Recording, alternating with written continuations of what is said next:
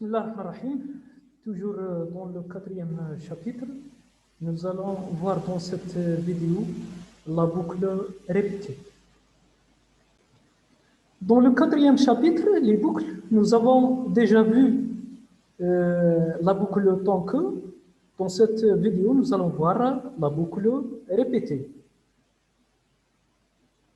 Le format général de la boucle répétée, c'est répéter, séquence jusqu'à condition. Répéter séquence jusqu'à condition. Elle est lue comme suit. Répéter l'exécution de la séquence, répéter l'exécution de la séquence jusqu'à ce que la condition devienne vraie. Qu'est-ce que cela veut dire?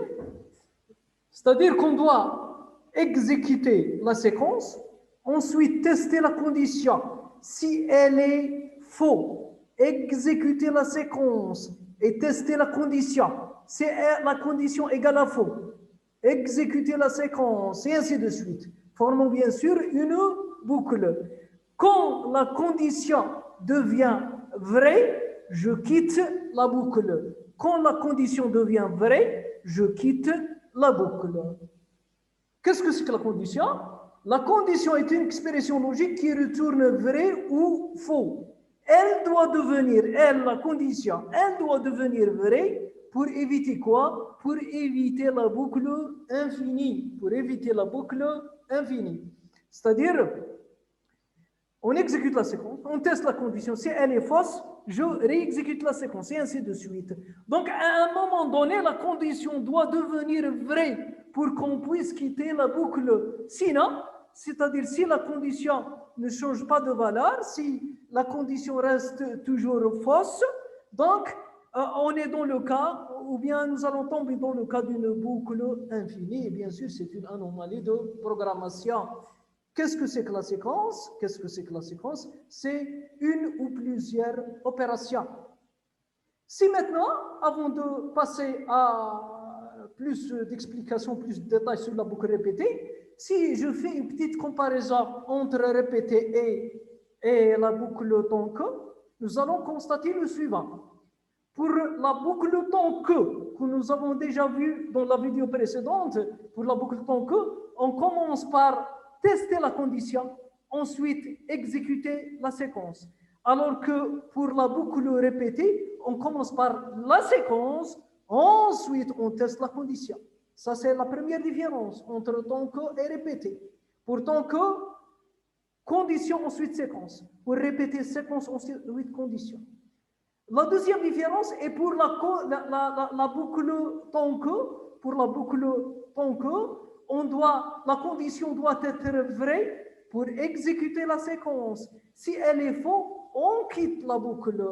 Alors que pour répéter, si la condition est fausse, j'exécute la séquence. Si la condition égale à vraie, je quitte la boucle. C'est la deuxième différence. Je répète, pour la boucle tant que condition vraie, exécuter la séquence, condition faux, quitter la séquence. Alors que pour la boucle répétée, condition faux, exécuter la séquence, condition vraie, quitter la boucle. Passons maintenant à l'organigramme de la boucle répétée. Voici l'organigramme de la boucle répétée. Donc, on commence par exécuter la séquence, ensuite tester la condition. Si elle est fausse, si la condition est égale à faux, je réexécute la séquence et je teste. Si la condition est égale à faux, je réexécute la séquence et ainsi de suite. Quand la condition devient vraie, oui, je quitte la boucle et je passe à l'opération suivante. Passons à un exemple. C'est un algorithme nommé exemple 1 avec une variable de type entier i. Début de l'algorithme. Dans cet algorithme, nous avons deux opérations. La première, c'est une affectation et la deuxième, c'est une boucle répétée. Regardez bien, dans la boucle répétée, nous avons la séquence d'opérations qui contient deux opérations, écrire et affectation, et nous avons la condition qui est bien sûr une expression logique. Donc j'ai dit que dans la partie de traitement de cet algorithme, nous avons une affectation et nous avons une boucle répétée. Dans l'affectation, nous avons initialisé l'indice. Donc, la variable i, elle est dite pour la boucle répétée et pour la boucle tant que, on dit que ce i est un indice. Généralement, je dis bien généralement, il est initialisé à une valeur initiale qui est dans ce cas-là 1. D'accord? Donc, regardons ce qui va se passer. Donc, dans la RAM, et nous avons le résultat d'exécution sur notre écran. Donc, dans la RAM, le i va être initialisé par 1 et commence l'exécution de la boucle répétée. Écrire i, donc l'affichage du 1, i reçoit i plus 1, i reçoit la valeur actuelle plus 1, donc i va devenir quoi? Va devenir 2. Est-ce que le 2 supérieur à 10?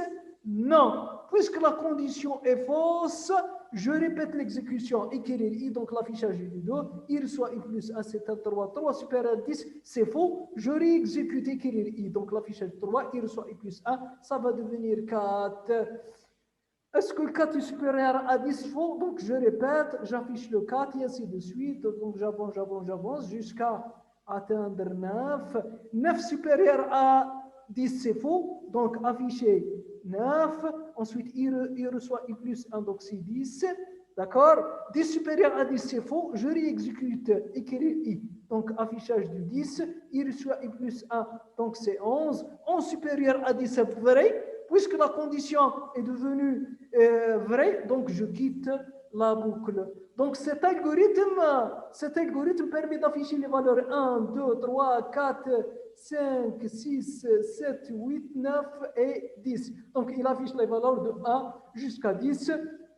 Quand je quitte la boucle, la valeur du i, c'est 11, mais elle ne sera pas, bien sûr, dans ce cas-là, elle ne sera pas affichée.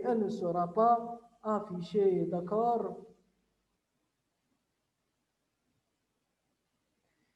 Voici maintenant l'organigramme de l'algorithme précédent. Donc, nous avons le début, l'initialisation de l'indice, l'exécution de la séquence d'opérations écrire i reçoit i plus 1 et on teste la condition.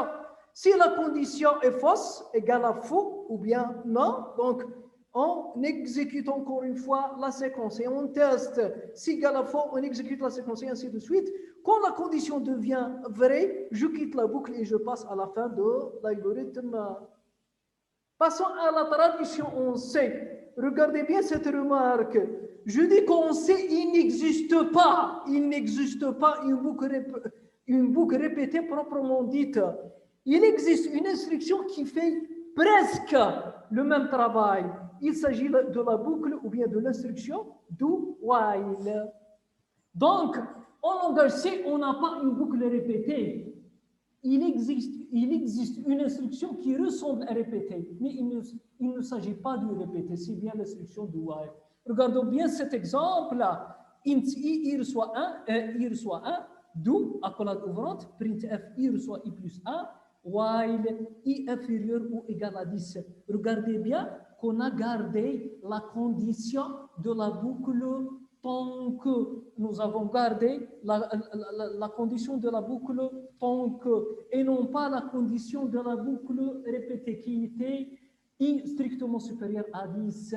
Donc, do while, c'est pas répéter, c'est quelque chose qui ressemble à répéter. Pourquoi il ressemble à répéter? Parce qu'on a la séquence ou bien le bloc qui précède la condition.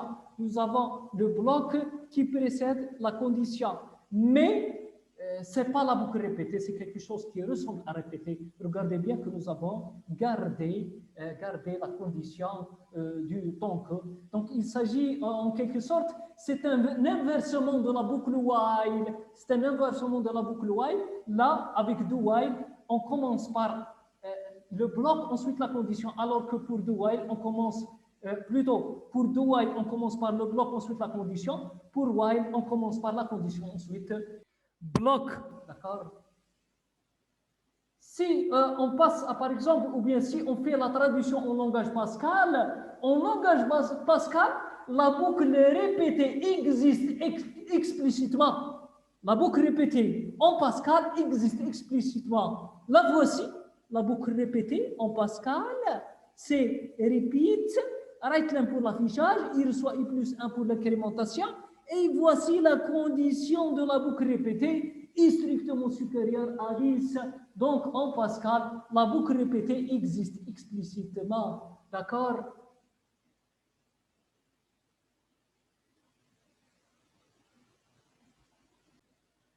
C'était donc la boucle répétée. On se voit la prochaine fois, Inch'Allah, pour voir la boucle pour. À la prochaine, Inch'Allah.